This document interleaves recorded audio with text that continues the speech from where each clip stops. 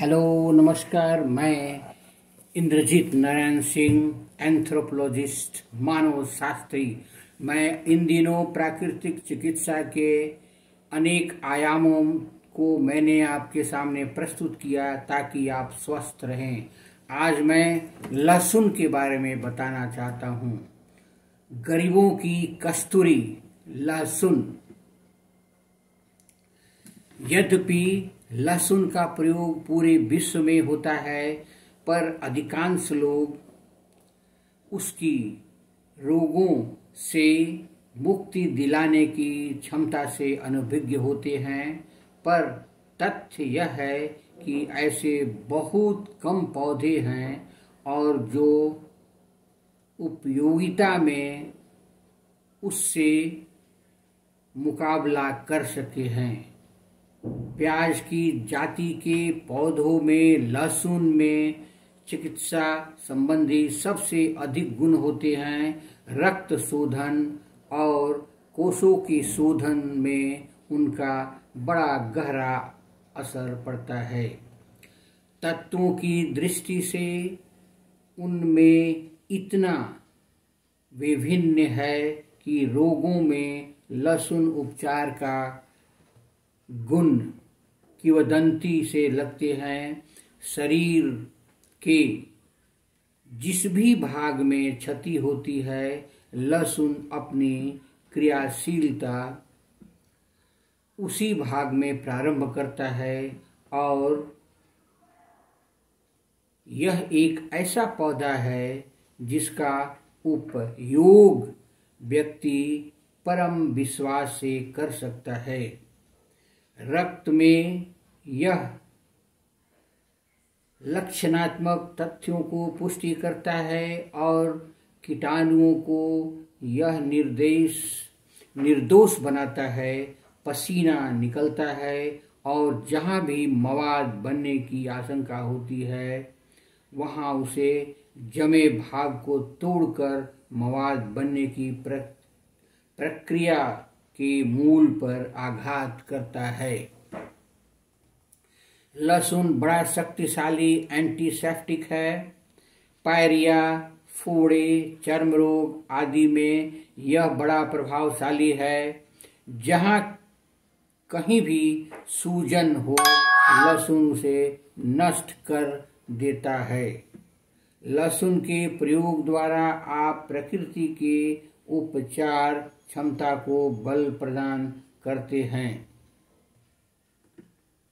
ये शब्द हैं जो लहसुन गुणगान के रूप में एरिक वेल्स ने अगस्त 1957 के अंक में प्रकाशित हुए थे। लहसुन और पोलियो। डॉक्टर रैगनर हस नामक एक चिकित्सक 1935 ईस्वी में स्वीडन के माल्मो नामक नगर में चिकित्सक रूप में नियुक्त हुए थे। वहां उन्हें इस बात की ध्यान थी कि पोलियो की रोकथाम के लिए कुछ प्रत्यक्ष प्रयोग करना चाहिए।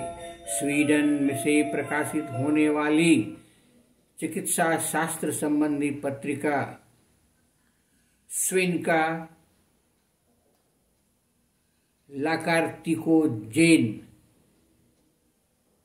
जिल्द 35 पृष्ठ 216 में उन्होंने उक्त प्रयोग को प्रकाशित किया। अपने उक्त लेखों में उन्होंने लिखा कि पहले मैंने जानवरों पर प्रयोग किया, जो मुझे ज्ञात हुआ कि जिन जानवरों की अतड़ियों वाला मार्ग छत बिछत हो जाता है, दाना पड़ा रहता है और सूजा रहता है, उस पर पोलियो का आक्रमण होता है। उन्होंने लिखा कि जर्मन बायोलॉजिस्ट डॉक्टर मेयर होफलर की मान्यता है कि पोलियो से पहले आंतों में डाइजेस्टिव कैटरैक्ट होता है।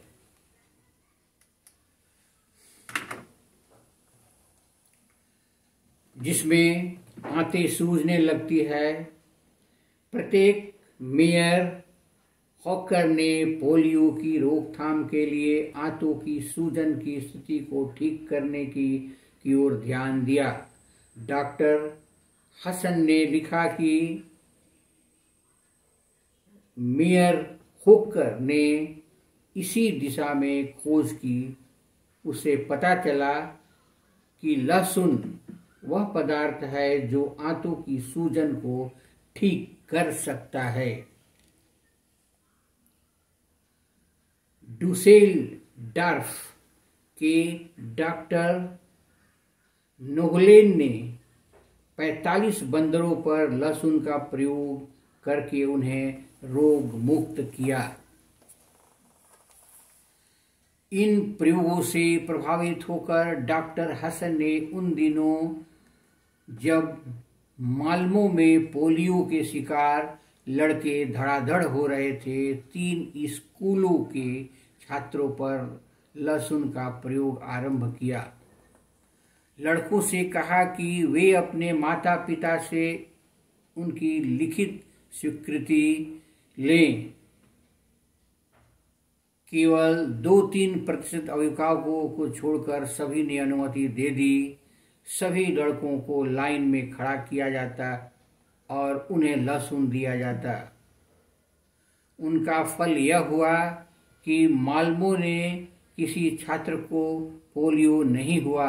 लहसुन और कैंसर के बारे में सुनिए। साइंस विश्व की एक बहुत प्रसिद्ध पत्रिका है।